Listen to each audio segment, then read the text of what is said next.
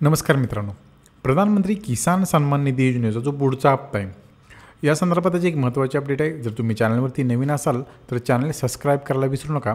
असेच माहितीपूर्ण व्हिडिओ तुम्हाला भेटत राहतील।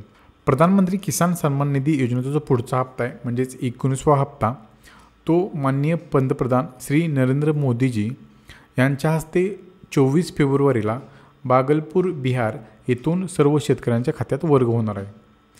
सध्या शासनाकडून ॲग्रीस्टॅग योजनेअंतर्गत किसान फार्म आय डी कार्ड काढण्याचं काम चालू आहे। जर यासाठी तुम्ही नोंदणी केली नसेल तर तुमचा जमिनीचा 7/12 खाती उतारा, तुमचा आधार संलग्न मोबाईल नंबर घेऊन जवळच्या आपले सरकार सेवा केंद्रामध्ये तुम्ही जाऊन तुमचं जे फार्मर आय डी कार्ड आहे ते काढू शकता।